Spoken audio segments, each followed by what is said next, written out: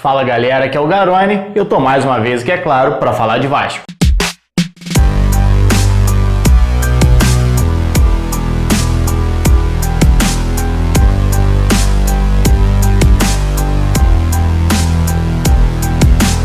O Vasco completou nesse domingo 4 jogos sem vencer sob o comando do técnico Ramon Menezes. 2 partidas pela Copa do Brasil contra o Botafogo e 2 jogos agora pelo Campeonato Brasileiro, com esse empate em 1-1, terminou ainda há pouco lá em São Januário, em 1-1 com o Red Bull Bragantino. O Vasco quebrou a série ruim de 3 partidas sem marcar gol, com o Vinícius anotando seu primeiro gol como profissional do Vasco, mas vacilou logo em seguida, cedeu o empate, até brinquei que o Vasco cedeu como se fosse um doce de Cosme e Damião, hoje é dia de Cosme e Damião, logo na saída de bola do Red Bull Bragantino, empatando a jogada, uma jogada em cima do Pikachu, um lance onde o Vasco estava todo postado, ou seja, uma saída de bola, não tinha por que dar um espaço como o Vasco deu, e eu vou falar um pouquinho dessa partida aqui, mas antes você já sabe, faço convite para você que está passando aqui pela primeira vez, para se inscrever no canal, para você deixar seu like também, que isso ajuda a divulgar o vídeo para outras pessoas, trazer mais vascaínos aqui para o canal, e para você deixar seu comentário também sobre o que você tem achado dessas atuações do Vasco. Caio Tenório entrou ali no segundo tempo, deixe aí nos comentários quem seria seu lateral direito do Vasco nesse momento para os próximos jogos. Mas bora falar do jogo. Mais uma partida do Vasco com muita posse de bola e pouca criatividade. Já havia falado aqui, principalmente no jogo contra o Botafogo, que o Vasco precisava da vitória e não conseguiu sequer ameaçar o gol do Gatito. Dessa vez,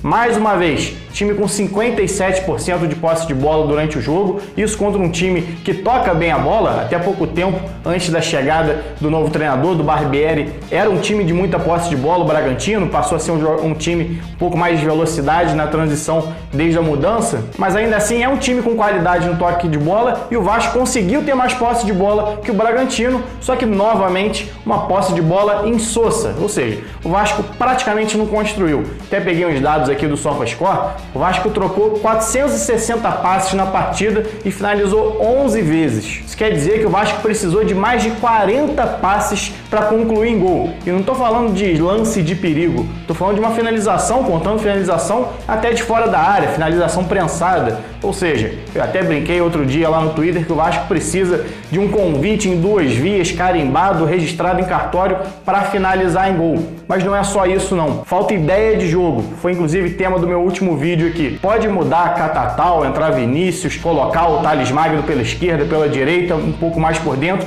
que a ideia de jogo do Vasco ainda está pecando nessa hora de construir. O Vasco é um time organizado defensivamente, apesar das falhas individuais como teve do Pikachu hoje, mas você vê ali a ideia de jogo bem colocada. Você tem a saída de bola com 3 que tem melhorado um pouquinho, quando não é pressionado o Vasco consegue fazer uma saída limpa com esses zagueiros, com os volantes. O Bruno Gomes, vi muita gente criticando em razão do pênalti no primeiro tempo, mas não achei que fez uma partida ruim, achei que ele fez um bom jogo. Inclusive o Vasco, nos primeiros 25 minutos do primeiro tempo, não deixou o Bragantino passar do meio campo, marcando alto, que é uma característica desse time, só que o Vasco não consegue manter por muito tempo. E o grande problema é esse: quando o Vasco deixa de roubar a bola no campo de ataque, passa a deixar o time adversário construir um pouco mais, quando sai para o jogo, não consegue sair em velocidade, principalmente sem o Benítez, então pega defesas sempre muito bem fechadas. O Vasco roda a bola, o adversário recompõe, se organiza, e o Vasco não tem ninguém com qualidade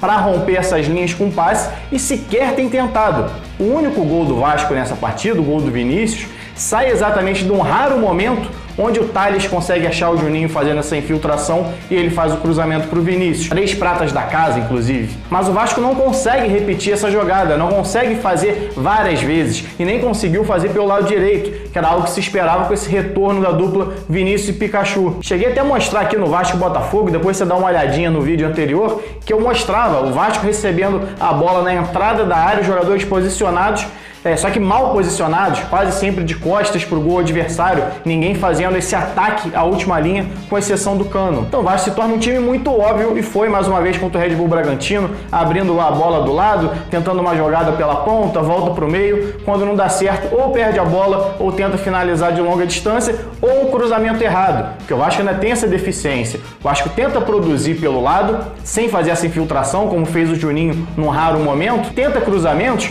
o Henrique errou diversos cruzamentos, Pikachu errou cruzamento, Vinícius errou cruzamento, E mesmo assim, dentro da área, não tem chegado com muitos jogadores. Você vê o Cano pisando ali quase sempre sozinho. Se você pegar o replay dos cruzamentos do Vasco para a área, com exceção do finalzinho do segundo tempo que o Ribamar entra ali para dar um pouco mais de volume nessa área, não tem ninguém. E aí a gente volta naquele Vasco do ano passado que teve muito problema exatamente por conta disso. Aliás, esse é um problema de todos os times. E não se supera essas dificuldades só com talento individual. Não dá para botar a bola só no Thales ou no Vinícius e esperar uma jogada individual. Precisa ter construções coletivas. A gente fala muito aqui em jogada ensaiada quando é bola parada. Tem como você ensaiar jogadas também com a bola rolando, ensaiar movimentações para que cada um entenda o que tem que fazer para abrir espaços na defesa adversária. A grande dificuldade, isso a gente fala para todos os times, que inclusive se você acompanhar outros canais ou a televisão, a gente fala muito que é muito mais difícil construir do que destruir. Então é muito mais fácil você jogar recuado, como era o Vasco do Luxemburgo no ano passado, recuperando a posse de bola e saindo acelerado com Rossi e Marrone pelas pontas. Mas se a ideia do Ramon é jogar com um time de posse de bola sem uma transição rápida, principalmente na ausência do Benítez, você precisa encontrar outras formas de furar uma defesa, já que você não vai pegar essa defesa desguarnecida.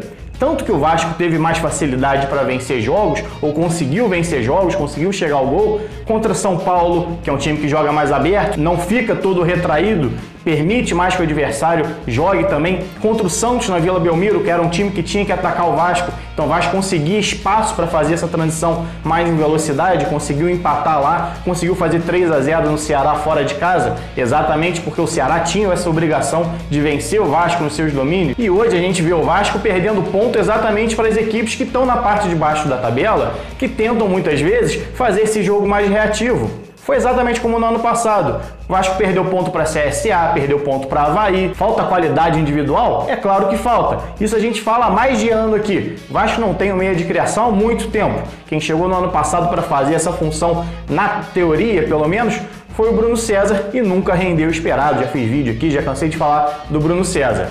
Hoje o Ramon tentou entrar com o Carlinhos um pouco mais avançado, fazendo esse meia esquerda que o Juninho fez no primeiro tempo, na verdade. Mas o Juninho é um jogador muito mais de velocidade, tanto que ele construiu realmente numa infiltração. Inclusive achei que o Juninho fez um bom jogo, caiu um pouco de rendimento ali no fim do primeiro tempo, junto com o time do Vasco, mas acho que foi muito mais cansaço. O Vasco pressionou os primeiros 25 minutos, adiantou só as linhas, então acaba correndo um pouco mais e um calor também insuportável, 11 horas da manhã. Eu moro em Petrópolis, que é na Serra, que é um lugar mais frio, já tá difícil. Imagina jogador de futebol lá em São Cristóvão. Tanto que o próprio Bragantino, que é um time de velocidade, não conseguiu ter essa intensidade na partida. Mas o que eu estava falando aqui, o Juninho começou como titular e conseguiu construir a jogada do gol. Depois o Ramon tentou o Carlinhos. Mas você vê que não pode ficar nessa dependência de um jogador, como é da mesma forma quando o Benítez está em campo. Os pontas do Vasco não são passadores. Tanto o Parede, que jogou no segundo tempo, quanto o Vinícius e o Thales Magno, são jogadores de jogada individual e velocidade. Então falta ao time do Vasco o cara do passe e o cara da infiltração. E falta ainda ideias de construção. A gente vê pouco essa infiltração, como eu já mostrei aqui. Não sei se uma movimentação diferente do Cano, por exemplo, já que a ideia é manter a mesma estrutura, saindo um pouco mais da área, como foi contra o Botafogo, onde o Ribamar jogou um pouco mais avançado.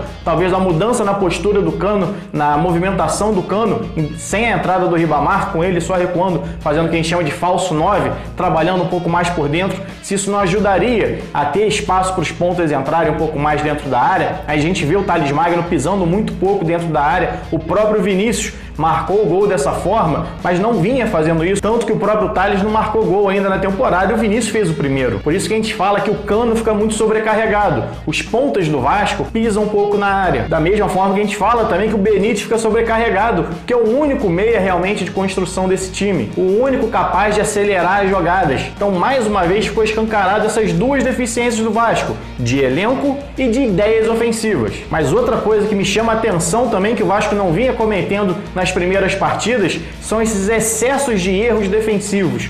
Não só no momento do gol que o Pikachu perde na corrida, deixa de fazer a falta, o Vasco mal posicionado de uma maneira geral, mas em mais um pênalti infantil cometido pelo time. Dessa vez o Bruno Gomes colocando a mão na bola. A gente teve o pênalti contra o Curitiba, que custou ao Vasco o empate, pelo menos um ponto ali. O Vasco estava até mais próximo de conseguir a vitória, perdeu a chance de pontuar contra o Curitiba fora de casa. Cedeu, teve um pênalti também contra o São Paulo. Não alterou em grande coisa a vitória do Vasco, mas são erros consecutivos da equipe. Até o momento do pênalti do Bruno Gomes, o Vasco vinha dominando as ações contra o Bragantino. E mesmo o Fernando Miguel defendendo mais uma vez, inclusive, Fernando Miguel que já havia defendido pênalti, por exemplo, contra o Goiás, que valeu uma grana para o Vasco avançando na Copa do Brasil, e isso mexeu de uma forma com o time. O Vasco ficou, parece, mais ressabiado em campo, passou a dar um pouco mais de posse de bola para o Bragantino, deu mais campo, tanto que equilibrou a posse de bola no fim do primeiro tempo. Parece que o time perdeu um pouco de confiança, e quando voltou para o segundo tempo, conseguiu a vantagem, mas não conseguiu nem explorar um pouco mais da vantagem, cedendo logo depois o empate. E isso é muito importante. O Vasco, como é um time que tem muita dificuldade para construir jogadas contra uma equipe fechada, precisa aproveitar quando consegue sair na frente, que é exatamente no momento quando o Vasco tem a vantagem, fica no 1-0 no placar ou 2-0, que o time adversário dá mais espaço, que o time adversário sai um pouco mais pro ataque e permite essas jogadas em velocidade dos pontos do Vasco. E o Vasco já explorou isso algumas vezes, principalmente, mais uma vez, com o Benítez. O Vasco agora, se não me engano, pela primeira vez desde esse retorno do Campeonato Brasileiro, ou desse início de Campeonato Brasileiro, vai ter uma semana completa para trabalhar seu elenco, para recuperar os jogadores. Só que encara um adversário difícil também no próximo fim de semana, que é o Atlético Mineiro. Vamos ver se esse Vasco, que tem perdido pontos contra equipes que estão na parte de baixo da tabela, na zona de rebaixamento ou próximo dela, consegue surpreender contra quem agora é líder do campeonato. De toda forma, enquanto a bola não rola para os outros jogos, o Vasco está de volta no G4. Bom, galera, é isso. Espero que vocês tenham gostado da análise. Então deixa seu like, não deixa de se inscrever, torne-se um membro do canal se você puder e quiser, participar da nossa liga lá do Cartola, entrar no nosso grupo do Telegram, bater um papo comigo lá depois e contribuir com o meu trabalho aqui. Saudações, galera. Até a próxima.